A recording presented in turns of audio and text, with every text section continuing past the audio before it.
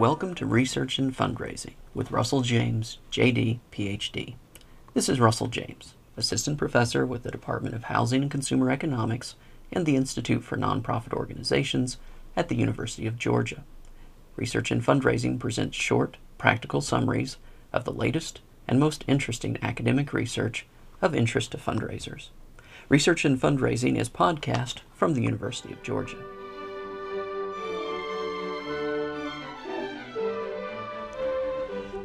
The question asked by this research is, are we influenced by examples when it comes to charitable giving?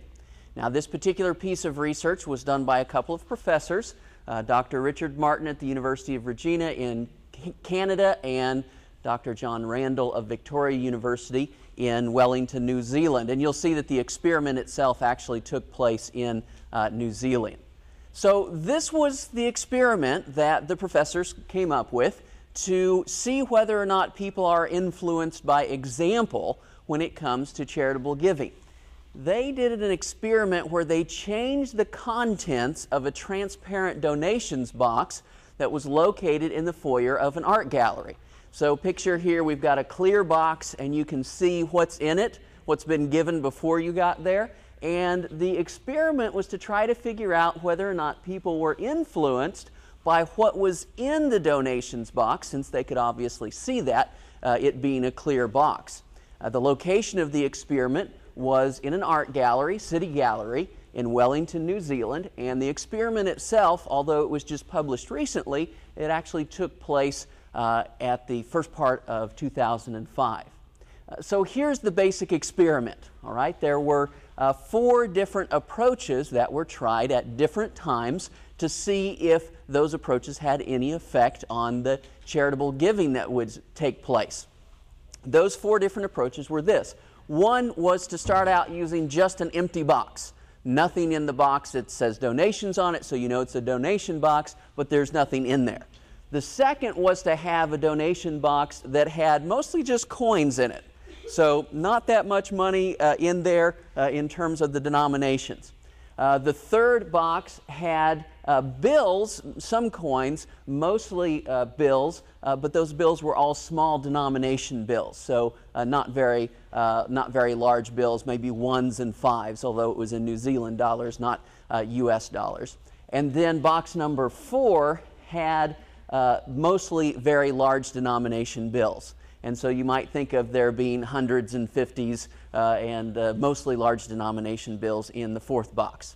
So the question was, how did this kind of priming of the boxes, how did it influence people's charitable giving? Well, these were the conditions that they ran the experiment under. Everything was designed to be similar with each experiment. So during the period of weeks that they ran this experiment, where they changed the different approaches, the art on display was unchanged during the time, so there was no special exhibits that would have influenced the results. Each of the 4 experiments ran during approximately the same number of hours and approximately the same days of the week. During the whole time, admission is free, so you can get into the art gallery for free. And for each test, there were more than 5,000 visitors to the museum who passed by the donations box in the foyer. So we have enough numbers of people to be able to see that this is an experiment that we can see what the results were with this number of people. So the first question was, would the contents of the box influence the percentage of visitors who donated? So now we're not talking about the amount they put in or the total amount that was collected, but we're talking about the total percentage of visitors who donated during the time that the box was out. So the question is, what do you think? Do you think that the contents influenced the number of people, the percentage of people who made gifts? Well, these were the results.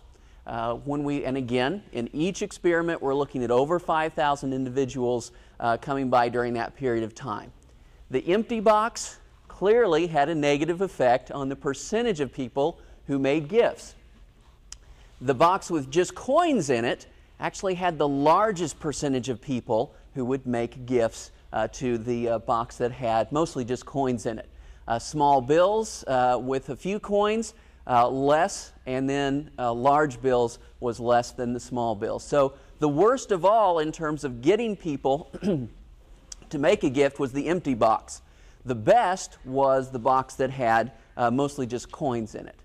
Then the second question is, what about the size of the gifts that were donated?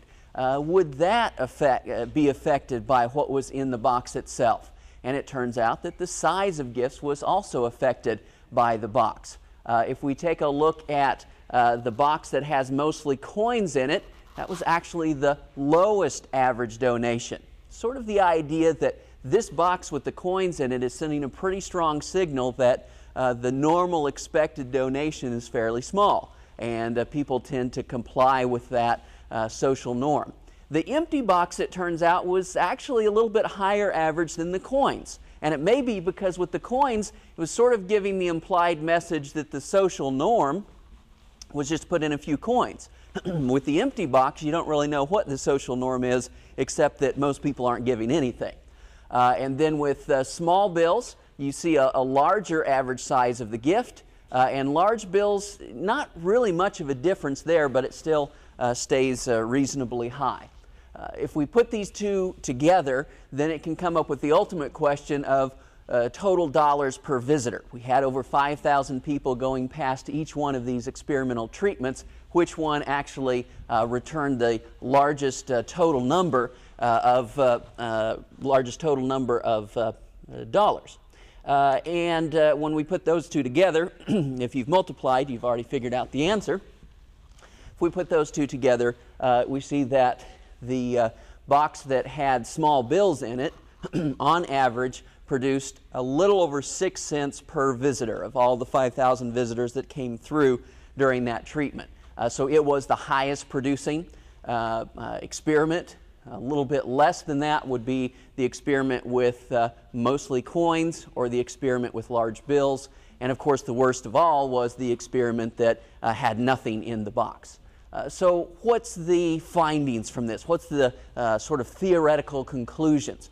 Well, the authors of this study suggest that these results are consistent with a model of giving based upon social norms. In other words, it's the idea that says in this case, giving, to give or not to give, is a decision to comply or not to comply with a social norm. And the way that we get information about the social norm is what's already in the box. When you increase the social norm, that is the amount of the denomination of the bills that are in that box, then it does increase the size of the gift, but it also decreases the number of people who will comply with the social norm. So the low social norms, like the coins in there, it does lead to more donors, but it didn't lead to more money.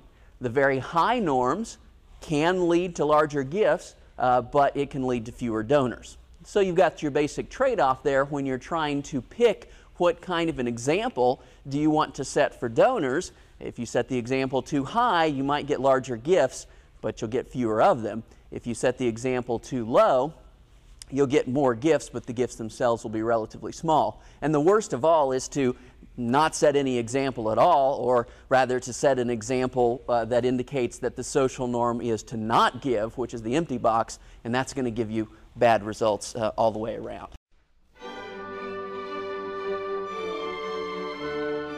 You have been listening to an episode of Research in Fundraising with Dr. Russell James.